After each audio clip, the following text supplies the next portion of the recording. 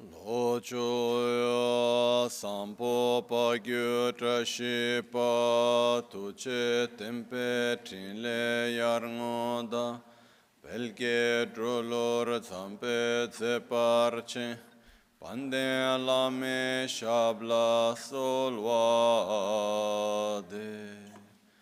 Oma Guru Vajradhara Sumati Munisha Sane Karma Utta Vardanya Shri Bhadra Varsa Manya Sarva Siddhi Hum Oma Guru Vajradhara Sumati Munisha Sane Karma Utta Vardanya Shri Bhadra Varsa Manya Sarva Siddhi Hum Om Guru Vajradhara Sumati Munish Utta Vardanya Shri Bhadra Varsa Manya Sarva Siddhi Hum Om Guru Vajradhara Sumati Munish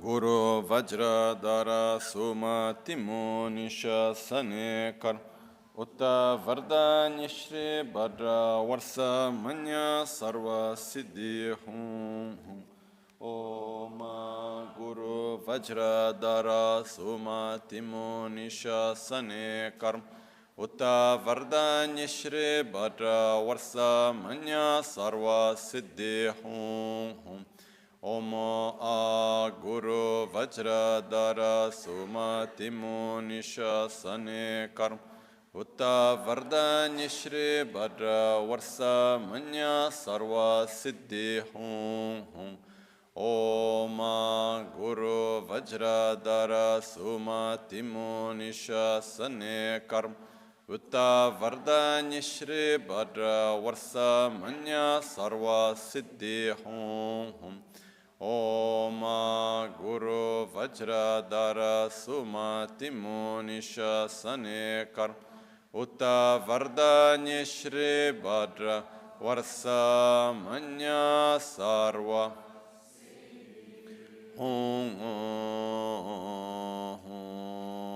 Dagi Chitsun Lama Tuje Che Nyamda Dala Tuje Siksus Gebe Shesan Dala Tendo So Oyon Sungge Nawa Tsedo So Tseche Ningne Salwa Debetse Dechen Korlo Visu Lekshune Yela Sambe Dode Malupa Geme Lunge Drubra Chinge Lo Tsoni Sodan Dikdun Shapetse Dunge Namke Yinso Lekshun Lapchen Tsoni Yonso Tsopadan Cherani Dun Changra Chinge Lo Chancho Parge Ninsen Tukun Tu Niu Peme Siudru Lekshun Chancho Drube Gegen Kunshishi Tungen De La Drubra Chingil Dagi Lona Chela Chokpadan Chemin Samjur Ngemba Shiwat Chedan Tumbe Dede Malupa Beme Hungi Drubra Chingil Dorna Tengne Tsera Tamchedan Techi Pardo Nekab Tam Rese Kyamne Lama Keleme Tukje Chingi Dala Siksus Gongyab Drewe Nyamda Dachala Jetsunla Me Tuche Rab Gongne Kodan Sunge Nawa Dralme Tu Nyamsunyongwe Kesan Tobrasho Kewa Kunto Yanda Lama Dan Drame Cheki Pela Longchechi Sadan Lamge Yenten Rabzone Dorje Change Kopa Nyurtob Sho Pakyu Ke Kudan Dagi Alum Pakyu Ke Sundan Dagi Nga Pakyu Ke Tudan Dagi Ying Tön Yerme Chikto Chingi Alo Makyu Ke Kudan Dagi Lu Makyu Ke Sundan Dagi Tudan Dagi Ye Tön Yerme Chikto Chingi Alo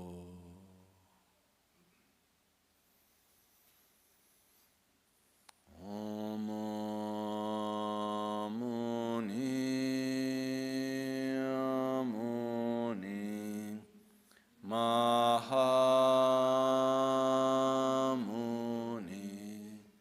Shakyamuni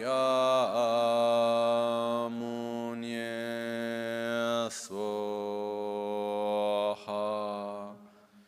Om Muni Muni Hamuni Shakyamuni Swaha. Om Muni Muni Mahamuni Shakyamuni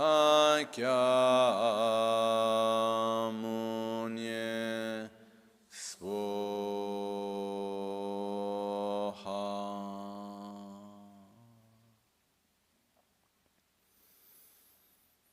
Tayata gate gate paragate parasamgate bodhisvoha. Tayata gate gate paragate parasamgate bodhisvoha. Tayata gate gate paragate parasamgate bodhisvoha. Tayata gate gate paragate parasamgate bodhisvoha. Tayata gate gate paragate parasamgate bodhisvoha.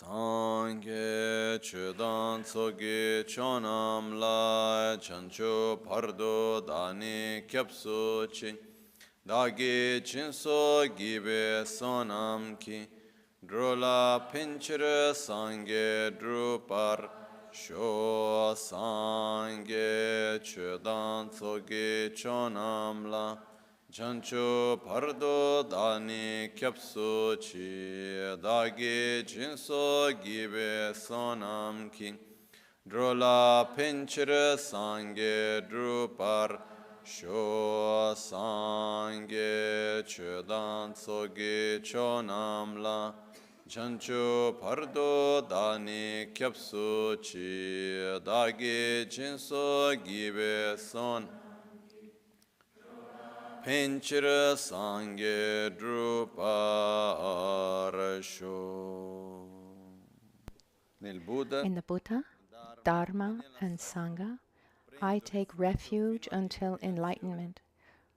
Through the practice of generosity and the other perfections, may I obtain Buddhahood for the benefit of all sentient beings.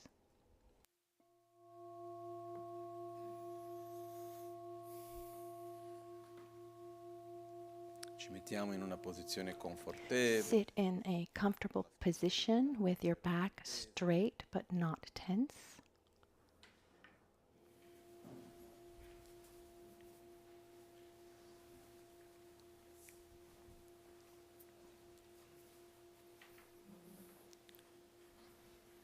Le spalle rilassate. Our shoulders are relaxed.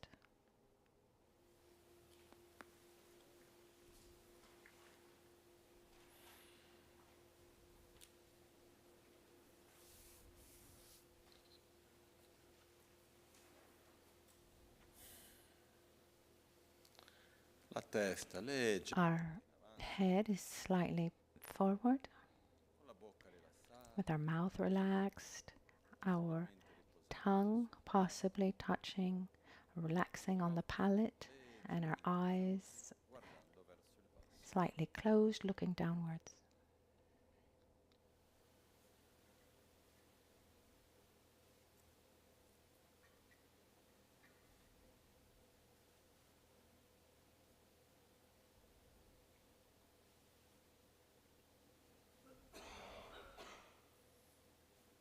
La consapevolezza sul respiro. We have the awareness of our breath. Osserviamo il nostro, We observe our own breathing.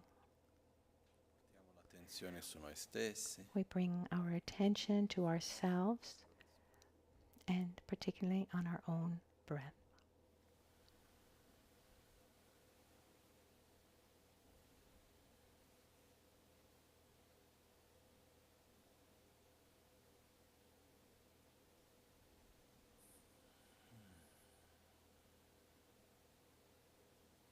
Osserviamo i movimenti del We corpo. observe the movements of our body.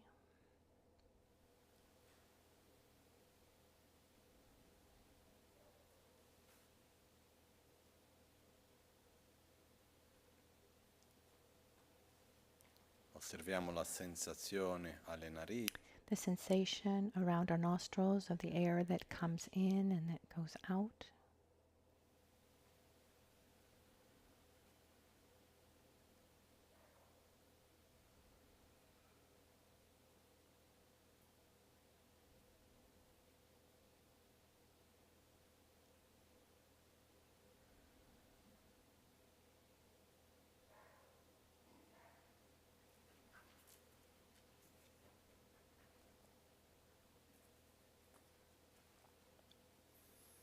Osserviamo la We temperatura observe the temperature of the air when it's cooler as it comes in, warmer as we exhale.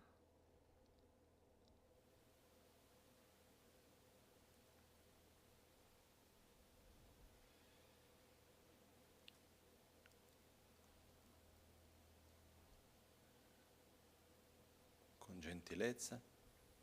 Portiamo il respiro ad un respiro addominale. We bring our breathing to a abdominal breath. We inhale completely. We contract our belly. Traendo leggermente la bocca. We breathe in very slowly, and then we contract slightly our abdomen.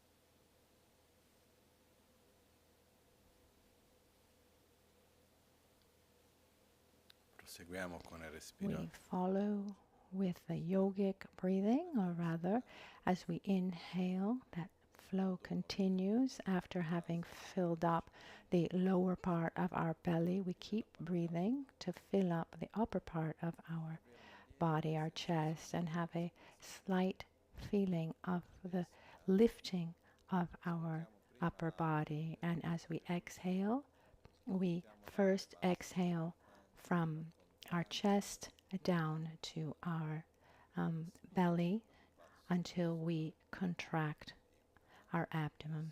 So we inhale from below to above and we exhale from above to below.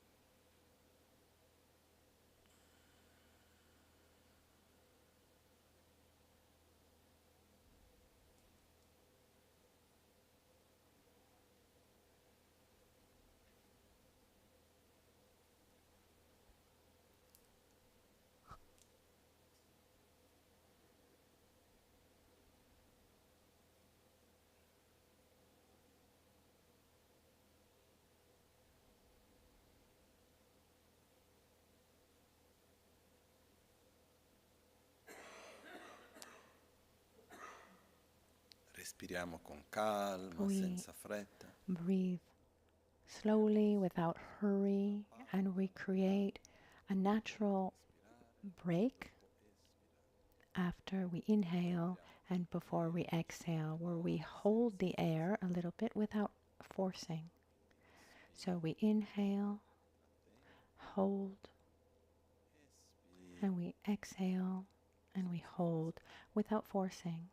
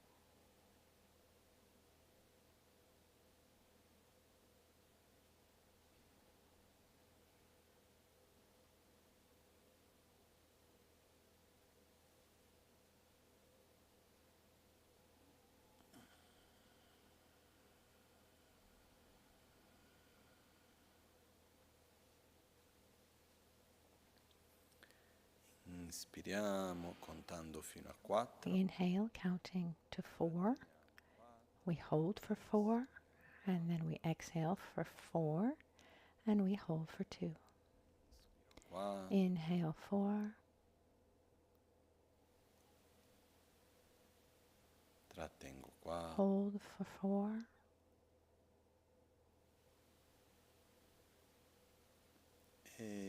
exhale 4,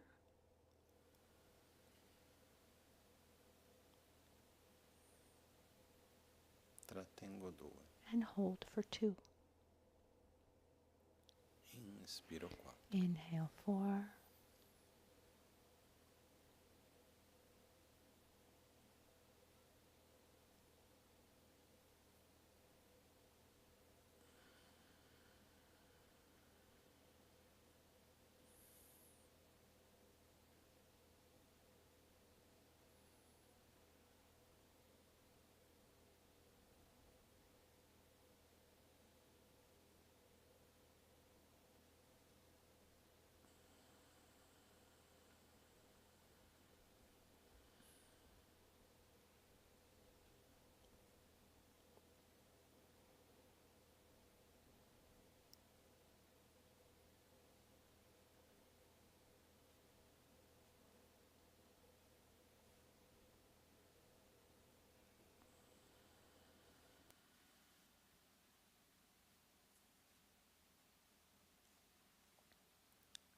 Inspiro 4. inhale 4,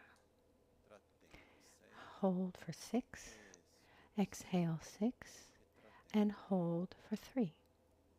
Inhale 4, hold 6, exhale 6, and hold for 3. Inhale,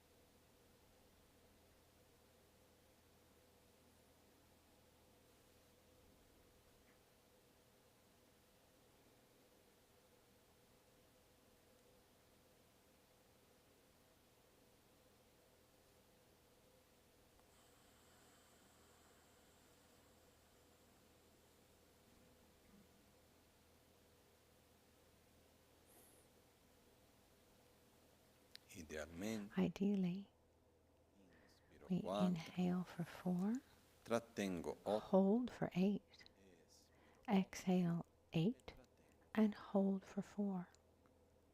inspiro So 4, inhale for a count of 4, hold for 8, exhale for 8, and hold for 4. If that's too long, do what's comfortable for you. Inhale.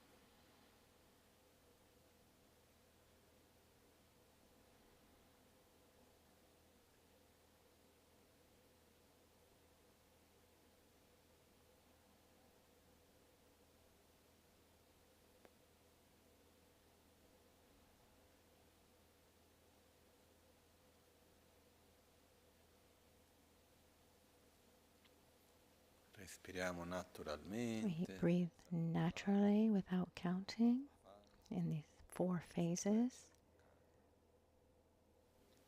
Without inspiro, hurry, we inhale deeply. We trattengo hold naturally.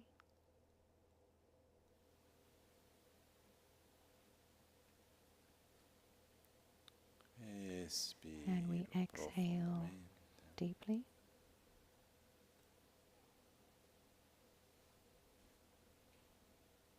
trattengo, Hold.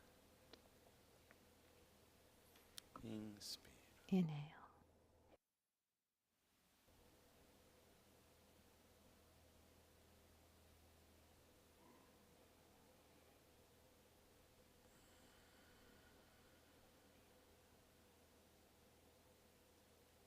Manteniamo la We consapevolezza keep this awareness of our breathing.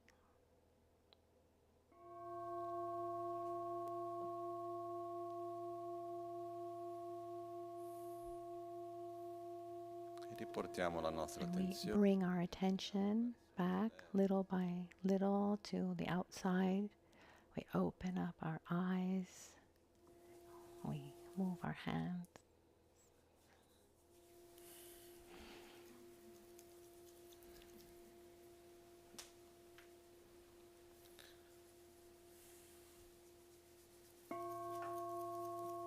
Namo Lai Ke Dan Le Dan Ne Chin Ke Rubundan Da Mi Ke Nam Dan Ruwa Kun Ke Tranam Che Tsampa Tam Che Ke To Da Ge Che Ten Tong.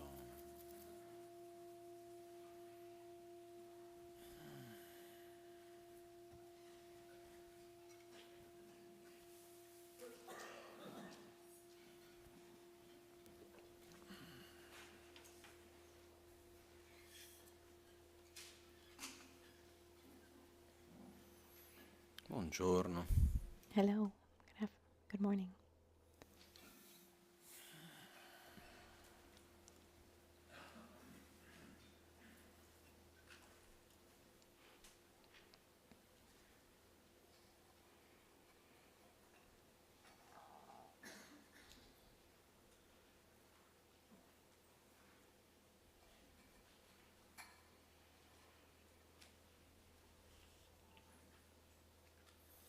Esiste un passaggio There's a passage of a text within the so-called Lojong texts.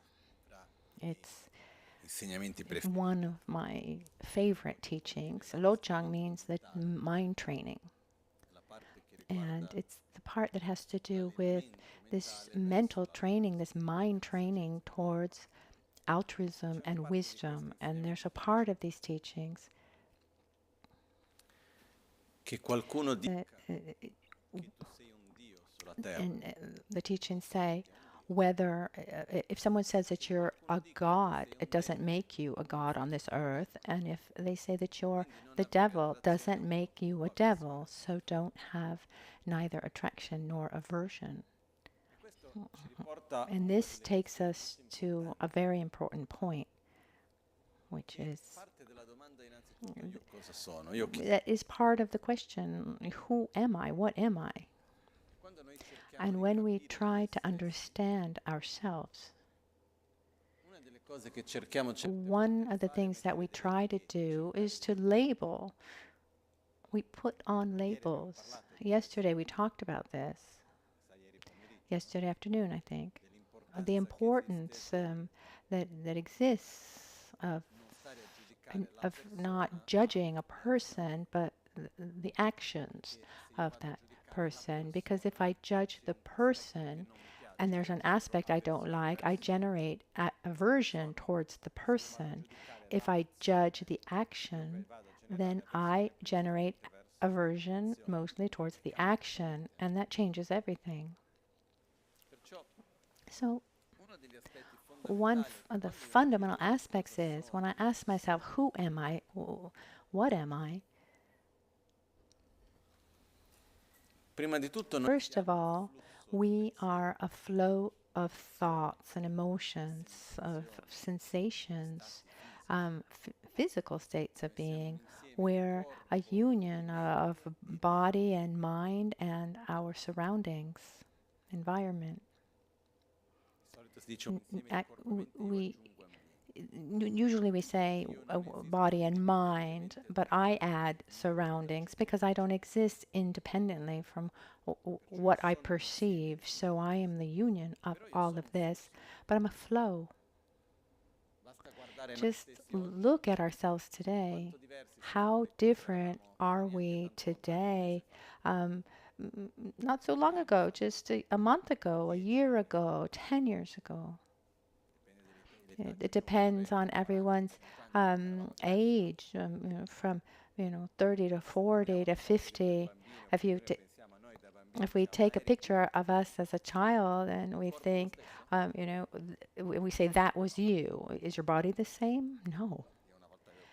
I used to have more hair. La mente è la stessa, Is the mind the same? le emozioni, Our emotions, our comprehensions, our reasonings, all the sensations that we have, are they the same as they were 10 years ago? No. l'ambiente è lo stesso. Is the environment the same? No. So was that us or was that not us? Really depends. It depends by what we mean by being us. We're a flow of thoughts, emotions, physical states of being that are constantly changing. There are moments of joy, of sadness, moments of satisfaction, attachment, fear, so many things, of pleasurable sensations, the non-pleasurable sensations, neutral moments of being tired, moments of being strong. So we're in a flow and are constantly changing. What's hard is sometimes when we ask ourselves, what are we? We want to take a photograph of that flow and say, I am this. For example, I've seen people who sometimes they think that they're sad, but then at a certain point that they feel happy and they say there's something's wrong because I'm a depressed person. I'm a sad person. No, we give a lot more value to the label compared to the actual content. Story that I've told many times about the tupa. So for some strange reason, I got it in my head that I don't like soup, and I was at lunch and there was only soup and sandwiches in Holland, and I couldn't eat the sandwich because there was cheese in it, and so I had only soup. I was hungry, so okay, it's fine. I don't like soup, but I'm not that hard-headed. And then someone asked me, how's the soup? How's lunch? And my answer was, of course, well, soup for lunch. Let's say it. And at dinner, and when it's cold, okay, you can have soup, but soup for lunch, that's hard. Okay. So every country has its own culture and habits, and we respect. And in Holland, you can have sandwiches and soup. Not always, but often. So we were there, and I said, well, soup for lunch. And actually, my inner experience was the taste was good. The texture, the consistency, the texture was good. The temperature was right. The soup was good. And when I finished that first bowl of soup, I thought, oh, I'd like more. And what did I do? I didn't take any because I don't like soup. So taking another bowl of soup was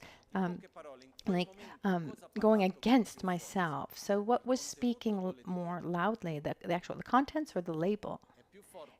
The image, the idealized image I have of myself was stronger. I don't like soup compared to the direct experience of the soup was good. When we're talking about soup, it's easier, but this happens with sadness, it happens with attachment, it happens with an infinite number of things. So we grasp to a certain identity. I am this. And even when we are not that, we still think that we need to be that. So we relate much stronger with the mental image, with the label, than with the actual experience, with the contents. And the same thing happens not just for us, towards ourselves, but also towards others. So what happens when the other doesn't correspond to what we think he should be? That he's wrong. And then to complicate that life a little bit, not only do I have a mental image of you, I also have a mental image of the category where I put you. So let's say you're a friend, and I have an idealized image about how a friend should be, right? So with a lot of love and affection, I put you in that category. And if you don't fit, because the category, the box is it's round and you're square. I mean, what happens when a mother doesn't correspond to what a mother should be, or a child, or a husband, etc.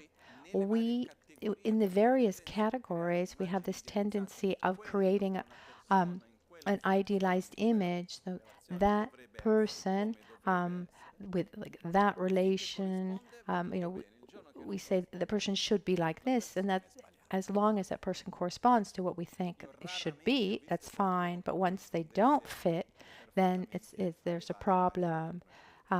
Very rarely have I seen anyone match completely. And then there's the idealized image of the person. When I meet you, I make a photograph of you. and I say, you are that. Time goes by, and you change. I change. And at a certain point, you no longer can sustain the characteristics of that photograph that I took. And so do I say, oh, but you're not like that. But sorry, I mean, I am what I am. But you shouldn't be like this. Why not? And what's interesting in the middle of all this is that when I see you today and I meet you in a week's time, a month's time, or even just in a few hours, not only have you changed, but I've changed. And let's remember that in a photograph, what we see in the photo is not just the object that was photographed, but there's also the one who took that photograph. Because the time that we take the picture, we choose the film, the speed, the diaphragm, with the filters and the angle. The same object photographed at different times, it really changes the photograph. A little bit like seeing the same film in two different times of your life. I think it's happened to everybody. It happened to me that I watched a film and I said, a movie, and I said, oh, I've cried and laughed, this is a marvelous movie. And then I go see it again. Oh, let's go and see this movie. And then what? Why did I get emotional over this movie? It's almost as if someone had changed the scenes. What changed? Did the director, the one who changed is the main director, which is me. Because depending on what I feel, how I feel, that changes how I see things. So not only do I relate to you through this idealized image that I have of you, but this image is not only a photograph of what you are in that moment, but it's also a photograph of what I was in that given moment, where I saw it. And the truth is that each one of us were a constant flow of thoughts, of emotions and sensations, physical states of being, etc., etc., etc. So what happens is one thing that we're not able to relate to someone without a mental image.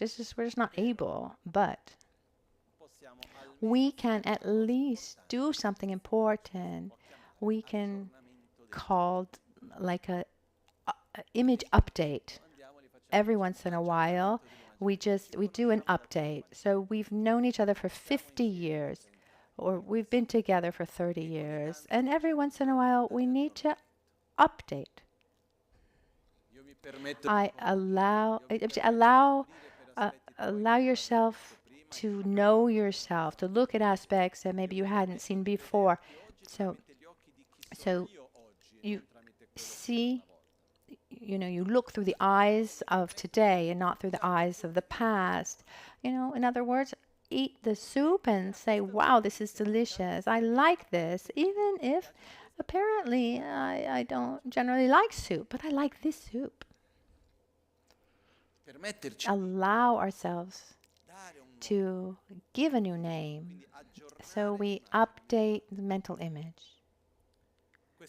This has to do with people, places, situations.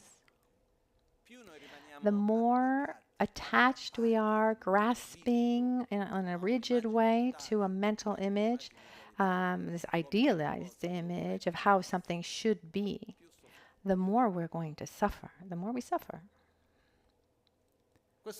This doesn't mean that we can't have our principles and our values, how we think things should be. That's another topic.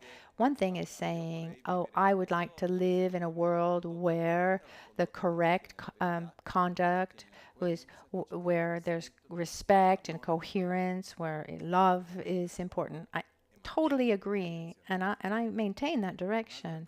Something else is when I create an idealized image of what you are, or of what I think you should be, and I impose onto you what you should be in, or that place, or that situation, or myself. And when we look at ourselves, things complicate a little bit because we don't have just one idealized image of ourselves. We have many. We have the one, like according to us, what we are, the image of what we are, the image of what we want other people to see, who I want to be for others. And there already we have many idealized images. The one for work, the one towards our parents, towards our children, towards our husband, our partner, towards our friends, towards Sangha, towards the Lama. I mean, that changes, can't it? And so what happens according to where we are, our behavior can also change. Sometimes have come to me sometimes say, it's not right, that person in front of you is really good, it's really sweet and everything perfect, but when he's not with you, and I say, well, good, okay, well, at least in front of me, he does the right thing. Imagine if he didn't have any consideration whatsoever. But we can't expect a person to be identical in all contexts. We all change.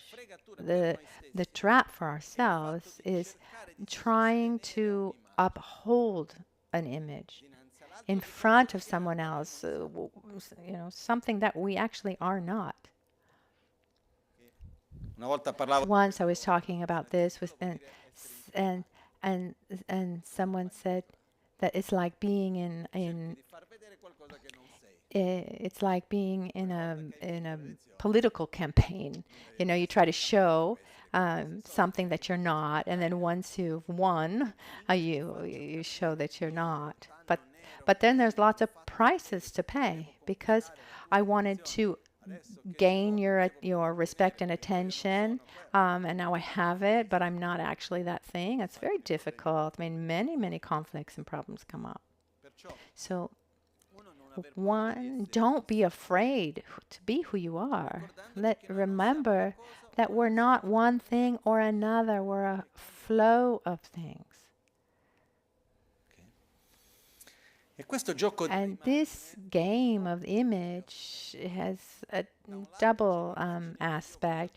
One is the image that I want to give to others. On the other side, we are all conditioned by the image that others have of us. So how many things do we end up doing based on how others see us? The way we dress, the way we speak. And so I want to show you a certain image, but also according to the idea, the image that you have of me, I change. I mean, we use the judgment of the other as a kind of mirror for ourselves. Oh, he said that I'm really good. Oh, how wonderful. But are you good at that or not good at that? I don't know. They told me I'm good at that.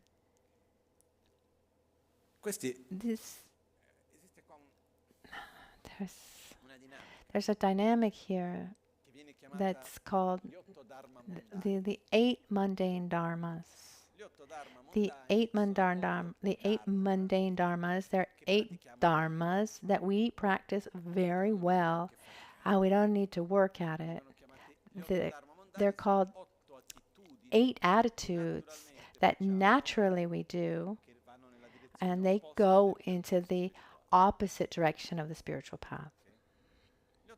So the 8 mundane dharmas are: I'm happy when I get what I want. I'm unhappy when I don't get what I want. Pratichiamo questo. Do we practice this? I'm happy when I experience a sensory pleasure. I'm unhappy when I have an unpleasant sensory experience. I'm happy when I'm praised, and I suffer when I'm criticized. I'm happy when someone has a good image of me, and I'm upset when someone has a bad image of me. Do you find yourself in this? Are we able to practice these well? These are called the 8 mundane dharmas. And Lama Tsongkhapa said in certain teachings, he said, look, learning how to levitate, fluctuate, fly, or staying a long time without eating, spending hours underwater, without oxygen, being able to do clairvoyance, these mundane realizations, those are easy. What is really difficult and where we should put our energy is overcoming and abandoning the 8 mundane dharmas. Sometimes the meditator who's been able to abandon the attachment to sensory pleasures, attachment to material goods, lives in a mountain hut, in a Spartan mountain hut, but when he comes down to the village, he thinks, I'm the great meditator. And this is an enormous trap. So the fundamental point is I am not what the other person says or thinks of me. I am this flow of my thoughts, of my choices, of my actions, of my sensations, my physical state of being, my interactions. I'm a flow of all of that. I can be many things, but if there's something that we are not, is what other people think of us. So if we were just to take anyone here, just me, I go in the middle, and each one of you has to describe me. With total sincerity and to the best of your ability. And then I need to describe myself. According to you, is there going to be one description that matches my own? No. But this happens, putting anybody in the middle, it would happen. Certain aspects match, others a bit less, but a perfect description, a matching description just doesn't exist. Sometimes people come to me and say, oh, Lama, I don't feel good, nobody understands me. Don't worry, no one will ever understand you. Don't have this expectation that someone needs to understand you, my mother, my brother, my partner. No, no one will ever be able to see you the way you see yourself. And it's interesting because when someone sees us, or when we feel seen by someone in a coherent way that matches our own feelings, that's a beautiful experience. But the reality is, no one can really see the other the way the other sees himself. There's also a passage of Buddha that says, a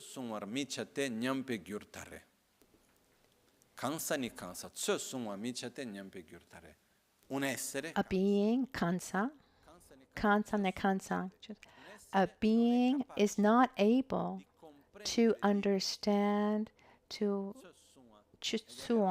have a correct that can measure the other person, and trying to do that is the cause of degeneration for oneself.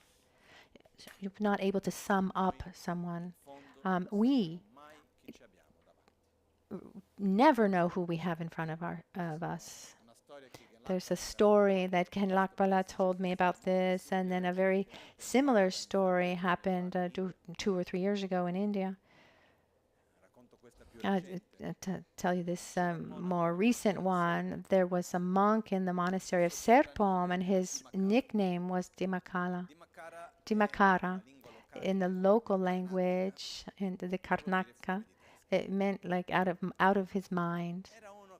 He had lived in the monastery many years. He was a good person, but let's say he hadn't had a monastic career. He worked, he joked around. He wasn't the most well-known or important meditator. He didn't have the greatest knowledge of philosophy. He never occupied important roles. He was really quite the joker. Old, and then one day he died. No, that's normal. When he died, he went into a particular state called Tupta in Tibetan. You can see it from the outside because the body stays warm at the heart. The body doesn't degenerate, and in his case, it lasted 5 days. I mean, he's dead. There's no heartbeat. I mean, he's really biologically dead. But the process of the subtle death is not complete. So, from a Buddhist perspective, he's not completely dead, and so he stayed in this state of meditation in the clear light. And the objective of all meditators. It's what everyone wants, and very few are able to do it. So it's one of these external signs that someone can give at the end of life, not to show, but it manifests as such. It shows that it's a practitioner with deep realizations. So entering into this state at the time of death is a great a sign. It can happen for a few hours, for a couple days, but very, very rarely can it happen for so many days. And also, a few years ago, I saw this in Paris. The Ganden Tripa, when great master, and he died, and he stayed about 6 days in this state. There was also Geshe Thupten Rinpoche, who was also in this meditative state, and he stayed in that state in the hospital in Bern in Switzerland for about 15 days. And every day the doctors would come, because when he died, they said to the doctors, please, he's in a state of meditation. Could you please not touch him until he touches him? They said, okay. When he starts giving signs of putrefying, then we'll have to move him. I've seen many people die. I've seen many cadavers, and normally it's just a question of a couple hours of the body degenerating, decomposing like this. And the doctor said, okay, fine. They thought, okay, we respect your religious needs, but we'll be back soon. But then they came back and they saw there was actually there was a fragrance. There was a good smell in the room, the same that I smelled in Paris. And he looked luminous. Because when someone dies, before someone dies, when we're alive, we have this sparkle. And when someone dies, you lose that inner brightness, the brightness of the complexion. And so when you get into this meditative state, that brightness that remains, it actually is it's brighter. The body is soft. The rigor mortis hasn't set in, and then the doctors would come back, 2 or 3 times, and all the doctors of the hospital went to see him after 15 days. At the end, they didn't even have him pay for all that time. I mean, it was pretty expensive, the hospital in Bern. And at the end, they didn't even want him to have to pay for his stay in the hospital. So they were really touched by the experience. Geshe Thupten Chinna, he was a master who was extremely respected, and everyone expected, they thought, okay, it's possible. Also, the Ganjen Tripa, he was extremely respected, one of the most important contemporary masters. So, okay, the expectations would be that, but this master, Dimakara, the crazy one, the one out of his mind, who stayed for 45 days in this state, it absolutely he showed the direct experience. He showed the whole monastery that we just never know who you have in front of you or what our inner qualities. I mean, who we are in front of us. I mean, none of us can know, can really know. So the only being who can know who we are and what we are is ourselves. Or a Buddha who has this ability, this capacity to see us beyond our appearance. But normally, what we say is we can see ourselves, not no one else. So on the basis of this, when I see someone else and I attribute a value onto you, and I say, you are like this, you are like that, I am not able to see you independently of myself. So when I see you, no matter what, you're still a mirror for me. Are you following? So when someone sees us, the one who sees that, it's not really us. The other person sees is the appearance of the image of our body together with the filters through which he sees. So, and when we see someone else, and we see ourselves more than we see the other. So when someone comes and says, you are this, what does it change for us? Tanto, poco, niente. A lot, nothing, little, really, at the end of the day. Nothing, but in practice, so much. But why? Okay, we're used, even as a child, we're in this need to say, oh, very good, you're so good, you're so good. And we like compliments. We like them a lot. One of the classic examples for me is when someone comes and says, oh, that person, the one that you really care for, said this really nice thing about you. And how do we answer?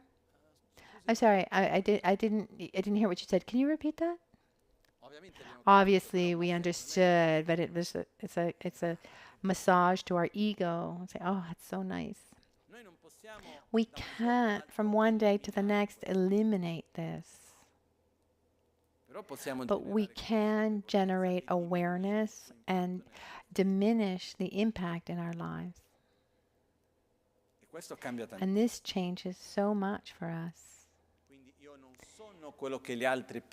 I'm not what other people think of me.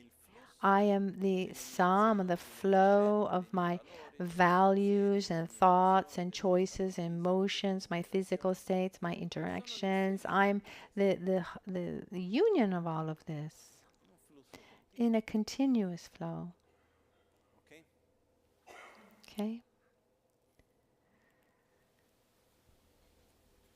It's a little bit similar, what comes into my mind without getting into details. But when we take a public figure, for example, someone known by many, many people,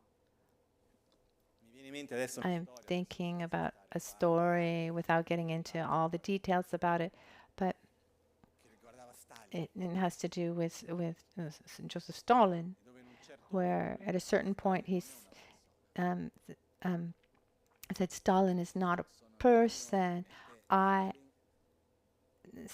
that Stalin is a character. It's not me. Very often, we create an idealized image, a kind of character that is constructed, and we relate to that. It's not necessarily the person. The trap is when I identify with the projection that other people's have set about me, and I try to convince myself that I'm that. So I'm good, if I'm fine, it's great. If other people say it's great. What's interesting is this recognition by others creates a dependence, an addiction. It makes me think of a friend who used to work in the radio, TV. This is in Brazil, and working with many famous people in the world of show business. And he said not all artists, but many. It would happen to what would hurt them the most is to go out of their house and not be recognized by anyone. And so they need to go onto TV every once in a while to maintain that recognition. And if that starts to, when that starts to fade, it's like the drug that you can't find. Maybe I'm not good enough, I'm not handsome enough, and one tries to nourish one's own identity. Luckily, we're not famous. I did a job, I've always tried to not care what other people thought about me, and there was this time that made me think a lot of it, a lot. I was in Nepal many years ago. I was just a boy, and the Western friends, the women, they wanted to go get their hair cut, and so they went to like a 5-star hotel in Kathmandu to go to the hairdresser. I said, okay, let's go together. I said, okay, I'm going to get my hair cut too. And I was making fun of them a little bit, why are you, you're there, if my haircut is not good, their hair grows, what's the problem, so normally we go to a hairdresser and the haircut doesn't come the way we had wanted, we're not indifferent to that. So I was making fun of them about this, and they started cutting my hair in one of in the best hairdresser hairdresser in Kathmandu, and the razor broke halfway through, and it's not like they did both sides. They did half. It was crazy. And so I left there in the street with my hair cut just raised so badly, and there was that inner feeling of discomfort. And I made fun of myself. You see, you're making fun of others because, they were all fixated on, getting a nice hairdo. And here I am. And then at a certain point, I remember that I was in that process. I allowed myself just to relax because what other people think of me does not make who I am.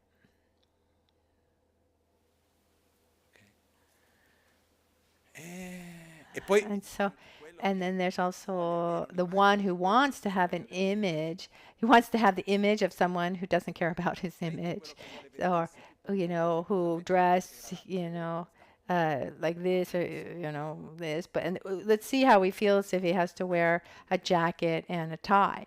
Oh no, that's not me. So sometimes, this attachment to our image is very, very, very heavy and strong in us.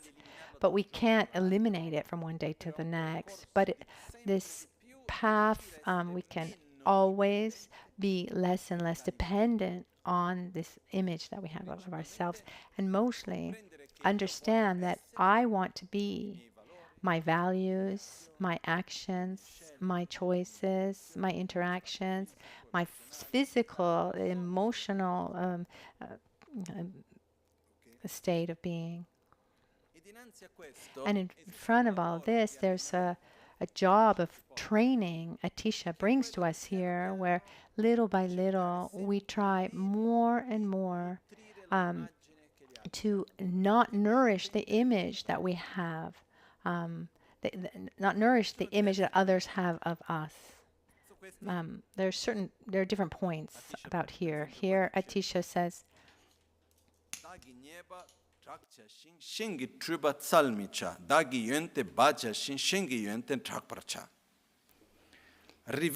proclaim your own failings, but do not look for faults in others. Why do we look for defects in others, faults in others?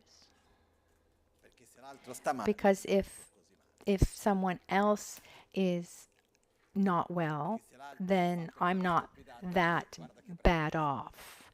If that person did that stupid thing, look how good I am. That other one has no morals. It means I have morals. Very, very often when we criticize someone else, we push someone down. We push someone down as a point of comparison to pull ourselves up.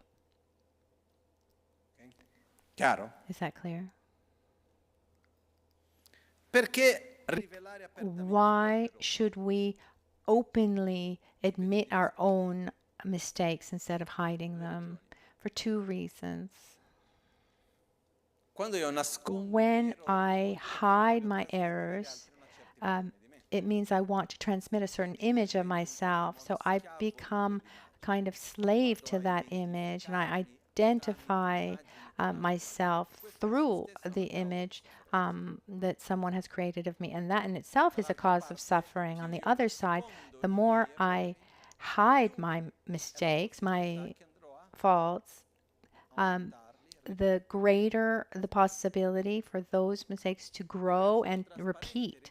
And the more transparent I am about my faults and defects, then the greater the possibility that I'll be able to face them without getting into that dynamic of, oh, well, I'm just made like this. You need to accept like that. If you come and say that to me, I say, well, I accept you for who you are, how you are, but you don't need to accept yourself like that. So I see what's not right in me, and I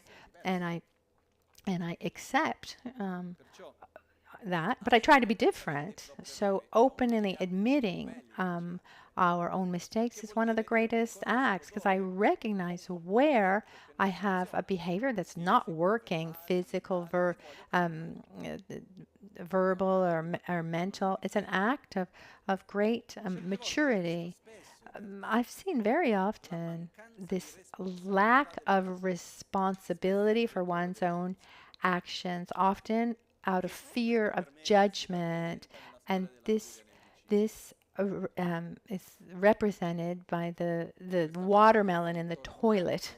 This time when I came back from vacation, I don't remember, some trip. I came back from some trip, and there was only one person at home in Lama Gancha's house. Lama Ganchan wasn't there. There was only one person who was there, and I got there. And normally when somebody goes, comes home from a long trip, they go to the bathroom. So I went to the bathroom. I do what I need to do. And then I flushed the toilet. And it was absolutely blocked. And it was Saturday. I call our friend plumber from the village. And Saturday he came. And he checked a little bit, and he said, then he takes the bucket, he dismantles the toilet, and in the tube he finds 2 watermelon rinds in it, all nibbled, eaten. And he looked at me and he says, "What did you do?" I said, "Me? I just got back from the trip." He said, "If you knew what I've found in the toilet during my career, and it was never anybody's fault, even when the person lives alone. So I was curious at this point. I went to the only person who was home. I said, "Oh, did you eat any watermelon?" No, watermelon, no. Are you sure? Because this is what's happening. So, no, I don't know anything about that. It just materialized. So maybe we can get other things to materialize more than watermelon in the toilet. So I've seen situations where something doesn't go well, and whose fault was it? Nobody. For example, if there's a shared car, for example, and then there's a scratch on the car, whose fault was it? Nobody. This happened recently. A bottle of vinegar exploded in the car. Who put the bottle of vinegar in the car? No, never discovered it. Maybe we need to call Sherlock Holmes. Okay, so instead of just saying, okay, it was me, I'll be more careful in the future. Instead, looking at oneself and the world and saying, I made a mistake, without becoming defensive. That's an act of great maturity. Because how often we've gone to someone, okay, maybe you go to someone and say, okay, you did like this, next time it'd be better if you did differently. But then that person, instead of accepting and saying, you're right, I should do differently, they give you 100 reasons why they did like that. And I parked somewhere and now the others can't get out. Okay, next time, don't park there. Okay, you're right, but I was late. No, I don't know why. I'm not judging you. Instead, we have this tendency to become defensive, right? Instead of admitting our own errors, that's really something positive, because when someone comes to e si mette nel proattivo verso la soluzione, if someone comes to criticize, let's say, or highlight something wrong we've done, if we accept it, there's no base for that to go on. Like, for example, once I said something, I don't remember exactly I said, but I remember the result. I said something to Ken Lakpala, and anyway, I made a big confusion because I said something to Ken Lakpala. He felt he was upset. He went to talk about it to his disciple, and then that person came to yell at me. And I had already understood what had happened, and I was sorry. And as soon as he said these things, I said, yes, I said this, and I did this, and this stupid thing. I was wrong. I'm sorry. How can I help, remedy the solution, remedy the situation? But he came to me with so much anger. And then when I said that, he just relaxed. There was nothing he could attach to. I said, okay, I'll resolve the situation, no problem. So one of the things, here Itisha, when he says, proclaim your own feelings, reveal your own mistakes, because when we're not afraid of seeing our mistakes, and we're not afraid that the world sees our mistakes, but we should be afraid of remaining in our mistakes. I open up to the world, and I openly admit my mistakes. That helps me not repeat them. Like it's a story of one of my idols, Geshe Ben Kungel, who was a practitioner in Tibet. And before going to the monastery, he came from a very remote region called Kham, like it's more or less the southeast of Tibet. And it's a region where the people are very strong. The men are warriors.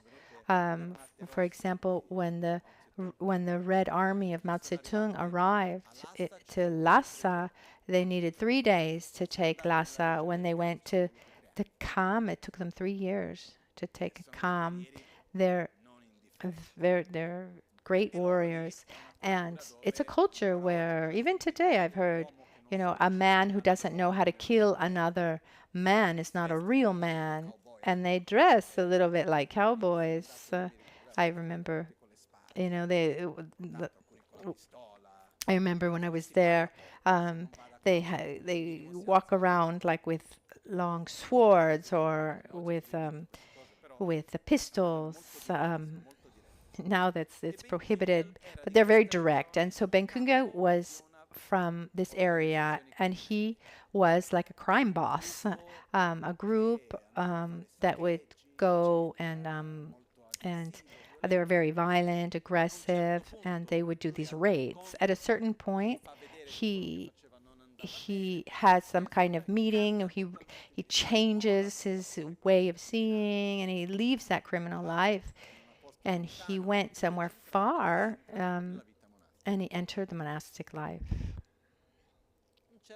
At one day, they invited him to do a ceremony at the home of these people. So he was there, he was doing the ceremony, the prayers. At a certain point, he was by himself. And he opened this little drawer in front of him, and he sees golden things. What would he do normally? His habit, he takes them to steal them. And nobody's there to see me. They're rich. What do you want to happen? He takes those things. And as he has them in his hand, he understands, he said, no, this is wrong. I shouldn't do this. And most of us, if we realize, what would we have done? We would have put them in the drawer, closed up the drawer. Nobody saw me. Okay, maybe I take a little one. Instead, what did he do? He took those things. He takes his other hand and grabs his arms, and he starts screaming, there's a thief in the house. Come. They come. And he said, Ben Kunga is stealing.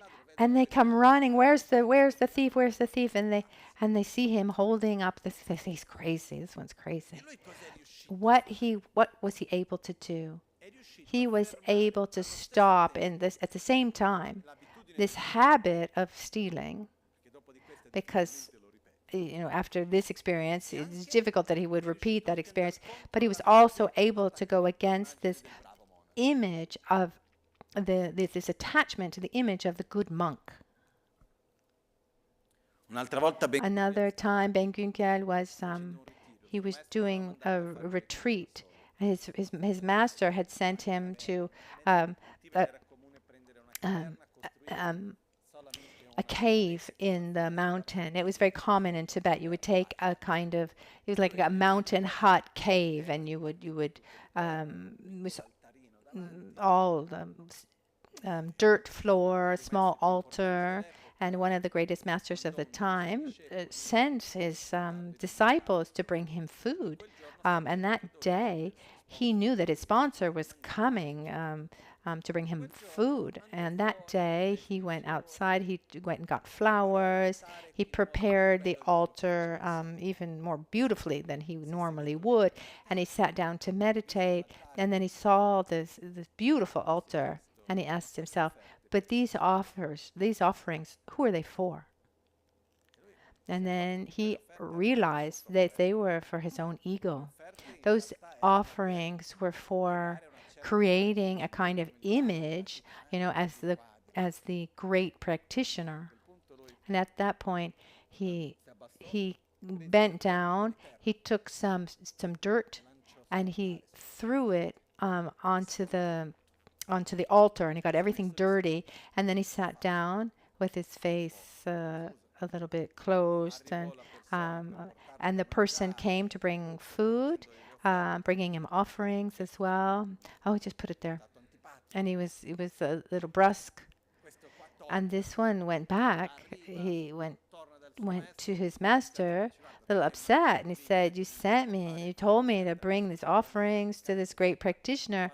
I took me so much effort, and I brought him all these things. He didn't receive me well. He wasn't nice to me, and the altar was full of dirt, and he was there seated." And the great master said, Kyapsuchio means I take refuge. Ben Kuge, he made the best offer that any practitioner could offer, which was going against his own ego. So when we talk about proclaiming our own failings or openly admitting our own mistakes, we should not be afraid anyone around us that somebody sees a weakness or something wrong in us. We should be afraid instead is not of anyone's judgment, but of maintaining our bad habits, and keep on with these bad habits. So it doesn't mean that we need to be like Ben Kungel and start screaming and shouting out our errors. That doesn't work in our context. But do not try to hide your mistakes, and don't look for errors in others, faults in others. On one point, it's so easy. On the other side, it's so difficult. If I were to add something, I'd say, don't become defensive, and much less in the position of counterattack. If someone comes and criticizes us, and that can happen, one listens. Don't answer. Okay, if you want to answer, just be quiet. Listen. And ask yourself, in what you're saying, is there something that I can learn from what you're saying? If there's something that I can learn, thank you. I agree in, partly or in everything that there's something to change. If so, thank you. If the criticism that you give me doesn't correspond to what I see, it's one more reason to be proud and happy and content with what we've done. Twice this has happened. Like once I went to speak to a group of elderly people in Milan, and at the end, these people came to me and they said, "How you allow yourself to be so arrogant coming here?" And I said, "Explain to me, what do you mean? What did I do?" Someone criticizes me. I'm really curious to understand, how was it that I was arrogant? We're so bad off here, and you come here with all your joy and peace. And I said, okay, thank you. I don't think that I don't think that I don't think I did anything wrong, but it's really important to be careful when you're in front of people who are really suffering. There were other times where I was criticized, and maybe the first thing I wanted to do was to become defensive, but then being able to listen and breathe. Okay, I don't react. okay, if you were upset by something I did, that means that beyond my motivation, beyond why I did it, and all the rest, that maybe in my view of how things are, it was fine, but in spite of all that, you got upset. It just means that in that interaction, it didn't work with you. You got upset. So what can I learn here? What can I do differently? Perciò non aver paura. So don't be afraid of criticism, because I'm not what others say or what others think. So do a daily exercise of not becoming defensive. And don't go on the counterattack, because being defensive generates the counterattack, which generates another feeling of being defensive, etc. We started talking about, we start talking about pasta, and we end up talking about the car, because at certain point the subject, the topic is not the point. The point is attacking the other or defending oneself. Okay, so it's true I did this, but I did all of this that was so good. Oh yeah, but now I'm talking about this. So these very few words of Atisha, there's so much to think about and to do. So proclaim your own failings, but do not look for faults in others. Don't talk about don't criticize others. Don't talk about the missing qualities of others. Let me give you a practical example. Imagine that I ask someone to drive for me. So someone says, okay, I'll drive for you. Oh, it's happened to me. And then that person just drives in a way that is frightening. I go back and someone says, oh, you went together, that person. How was the trip? Did that person drive well? Okay, I'm not supposed to lie and I'm not supposed to criticize. So what do? I don't say, oh, that horrible person. I say, my experience was not positive. With me, from my experience, that person didn't drive well. I love you. I still love you, but I'm not going to ask you to drive for me. I ask you to cook. And you come and you cook. And it's just horrible. I love you just like before, but I'm not going to ask you to cook again. Oh, I need someone to cook. What do you think about that person?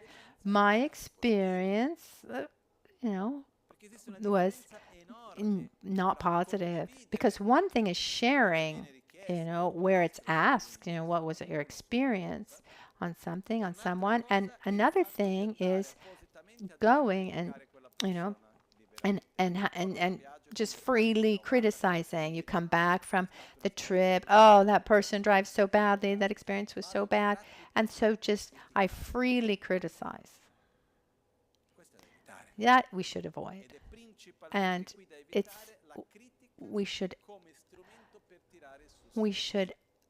avoid criticism, to use that as support to pull ourselves up. So we push someone down to pull ourselves up. That absolutely we need to avoid. Going, the next part goes in the same direction.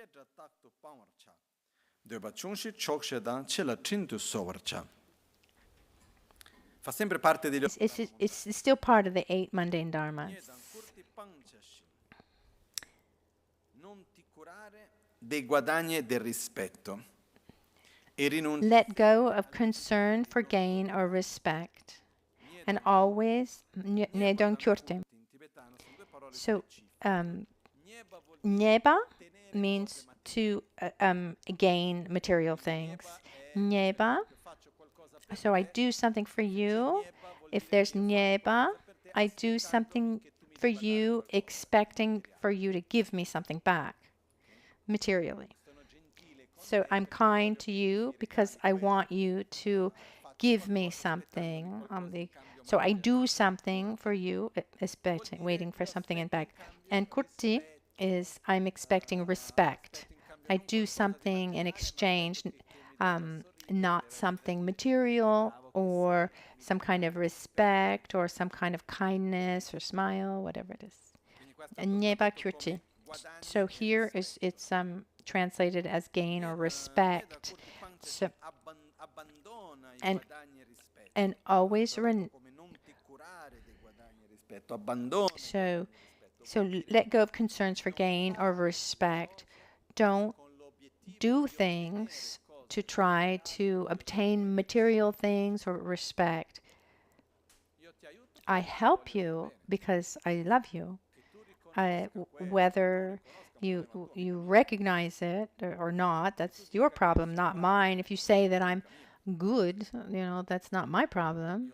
I do it because I I I care for you. As we said at the beginning with these 8 mundane dharmas, we have this enormous attachment.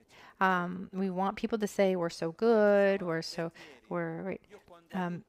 but when I help someone, do I do it? Do I do something because I want to help someone, or do I want to be the one who helps?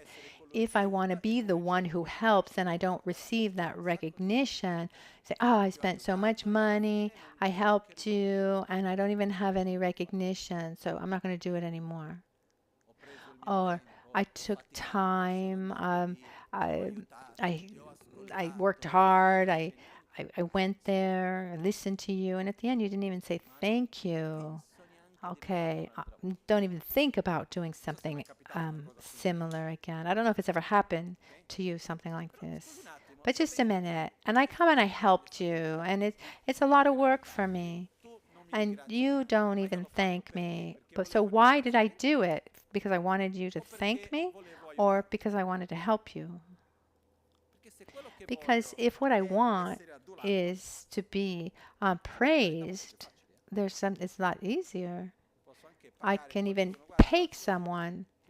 I pay you this to come and praise me.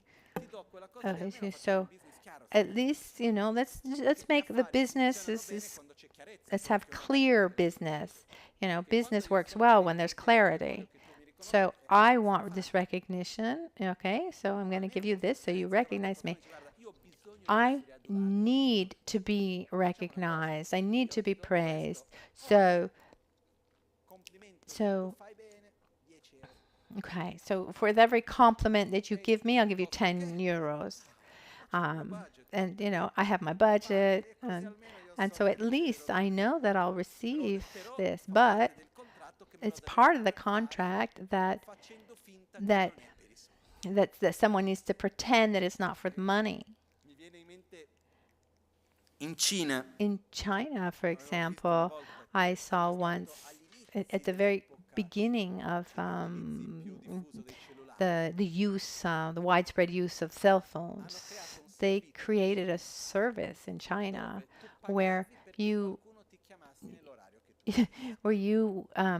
paid for someone to call you at certain times of the day.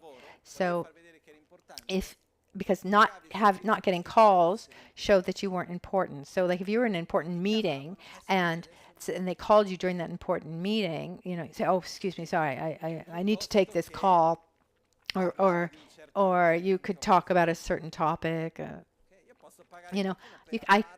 I can pay someone to praise me, pretending, at least there's clarity about what the business is. But actually, when we get into this vicious cycle of wanting recognition, it's really tiresome.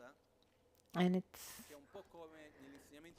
a little bit like in the Lojong teachings, it says, be careful not to transform gods into to demons or eat poisoned food. If I want to help someone, and I do something really nice for that person, but it starts nourishing my ego, this helping the other. It's like taking marvelous food and I start putting in drops of arsenic, drops of poison, I start polluting that food, because at a certain point, the next time that I repeat that action, what talks more loudly? Helping, wanting to help, or this attachment to my image? Very often, it's this attachment to our image. We start getting into that dynamic, and that can destroy our motivation, the purity of our actions. It's dangerous. So what can we do? As I said before, we're a flow. We have many positive things, negative things. Yesterday we said we recognize the contradictions we have. Let's put our cards on the table and choose the ones that work for us. It can happen that I love you, yes, but I also want to be the one that helps you. I want you to recognize me, and I also want you to be well. I'm just going to dump it all because then my ego is mixed in there? No, I try little by little to go from a percentage, so more love and compassion and less attachment to my image. And how can I? So I look for situations. I observe myself when I don't get recognition. I recognize. If I'm upset, I realize that I'm trying to nourish my ego through that. We avoid situations where we try to nourish our ego. So we should have this coherence, not nourish our ego through what we do. And there's a very subtle point here where we create a very high self-esteem, but at the same time, we're not nourishing our ego from doing these positive things. So I'm proud of what I am and what I do. How beautiful that I am a balanced, generous, stable, happy, loving person. How wonderful that I do this and that, but I don't do it to be that. So we have a good self-esteem, but it's not a tool where my objective is to increase my power or my recognition. The only one who can really judge is ourselves. And in the practice, be careful when we relate to others in the things we do. I mean, why are we doing what we do?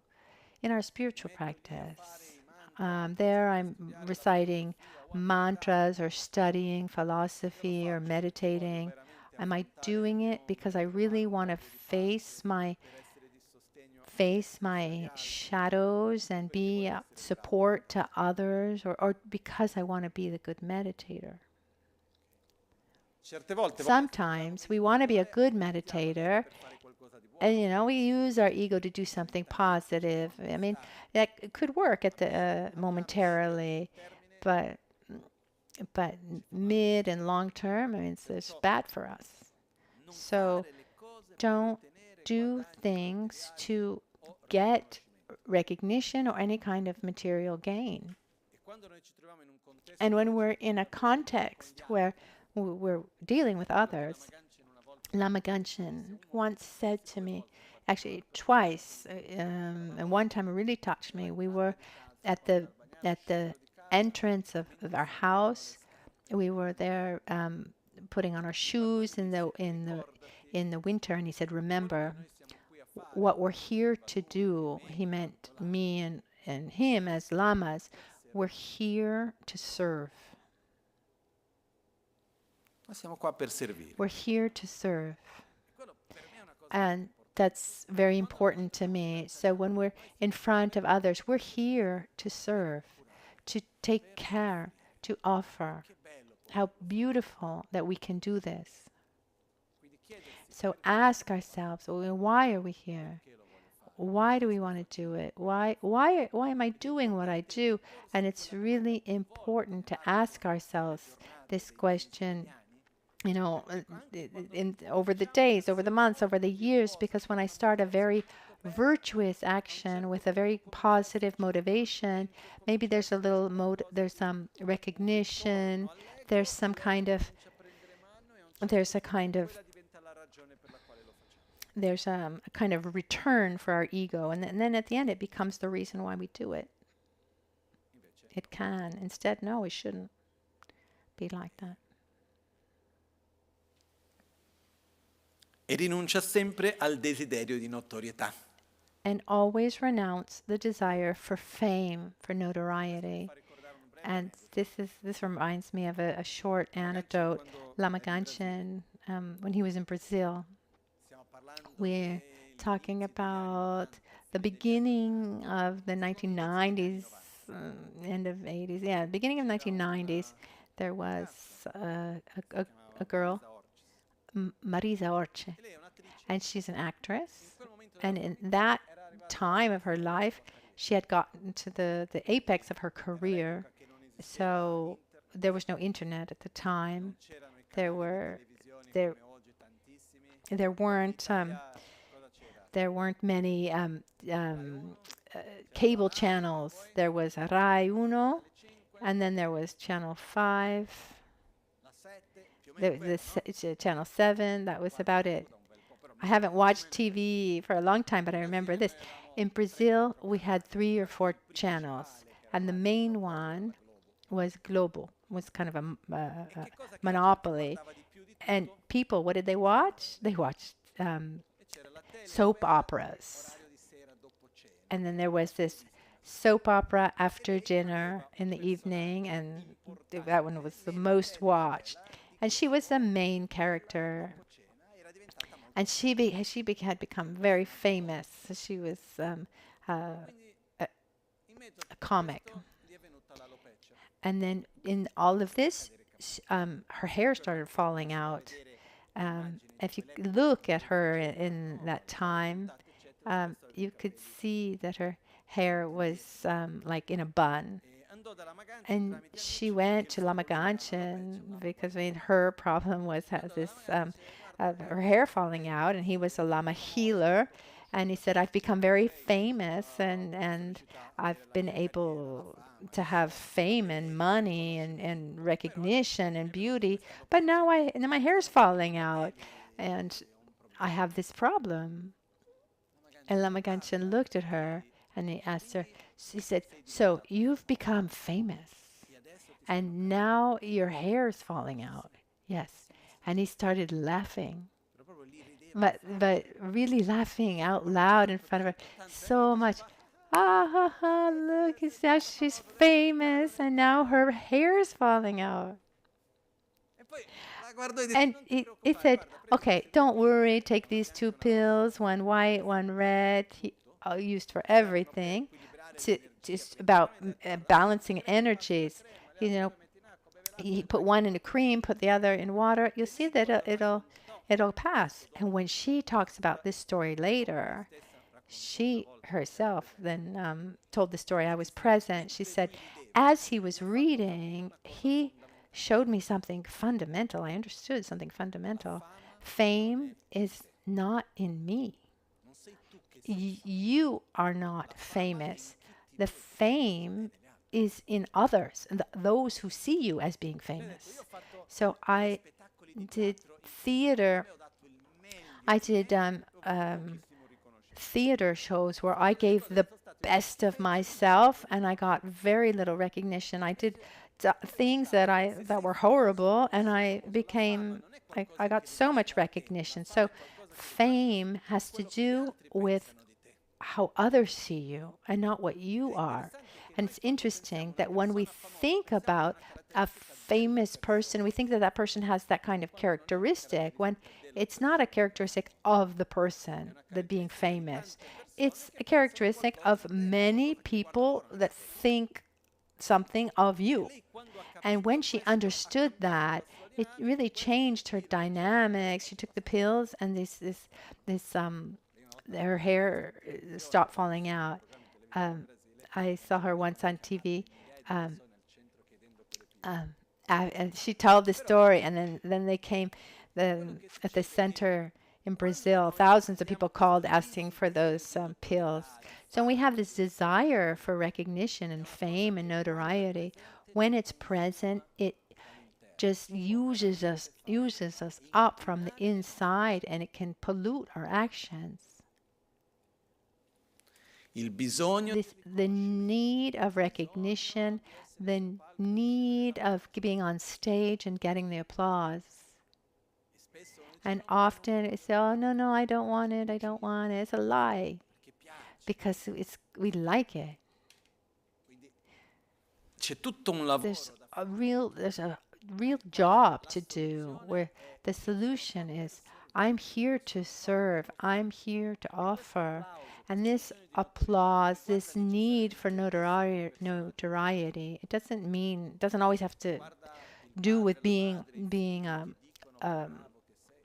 public figure. It can be the mother, the father, the child who appreciates you as a mother or father, or being on social media and getting lots of likes. Now we judge things by the number of views it has. I've seen it with myself. When I started putting videos online, at a certain point, we started, okay, how many people saw this? Luckily, I understood right away, and I said, no, I'm not going to look at this anymore. It doesn't matter. I'm here to offer. If you see something that's beneficial to you, how wonderful. But there's some things that I think are absolutely marvelous, and nobody gives any importance to it. Others, it seems like it's not so important, but many give a lot of importance to it. But this doesn't change the quality of what I am and what I do. But we need to work on that from the inside, and this doesn't have to do with being, a public figure. Even though in the world of the internet it's a disaster in some aspects. You go to a restaurant, you're no longer you and the person who serves you. You go to a restaurant, there's you and the person who serves you, and then there's like this. There's a public camera, because I can give you the number of stars. I've been to places where you can see that people are afraid. They lose their spontaneity because there's this judgment between us, and they're afraid of getting a few stars or a bad.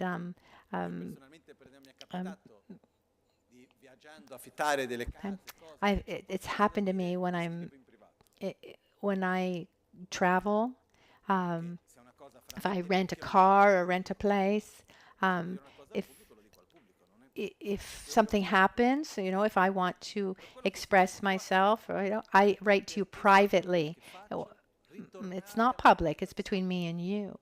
But I recognize that when I do something for my child, when I do something for my mother, for my friends, whatever it is, I do it for the beauty of what I'm doing, to be of service. Because to serve is an honor. It's something marvelous. And we don't need necessarily to receive and receive. And the more we get into that dynamics of expecting recognition, the more difficult it becomes for us. Because the more we go on, if we get less recognition, the more we suffer because one doesn't see me, etc., etc. I know it's a delicate point, but we need to face this. So repeating Atisha's words here, says, let go of, so the other one is, proclaim your own failings, but do not look for faults in others. hide any good quality you have while declaring others' virtues. Let go of concerns for gain or respect, and always renounce the desire for fame. With few wants, we're going to see this tomorrow, remain contented and pay any kindness you receive. So go back to our motivation of what we do and why we do it. And don't be afraid of being who we are, you know.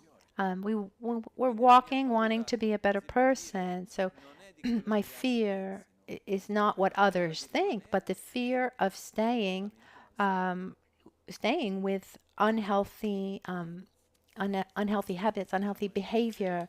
Okay, it's time for our dedications. Lame kutse rapten chi namkar trinle chokchur gepadang losan tempe drume sasum ki drowe munsel tatu ne gyur chi kewa kuntu yanda lama dang dralme cheki pela longche chi sada lamge yente rabzo ne Dorje change kopa nyur tobo sho nimo dele tsindele nime kuyan dele kshin ninsen takto dele pe kuncho sumke chinge lop kuncho sumke ngodrubotso kuncho sumke trashi sho. At dawn or at dusk, at night or midday, may the three jewels grant us their blessings. May they help us to obtain all realizations and sprinkle the path of our lives with various signs of auspiciousness.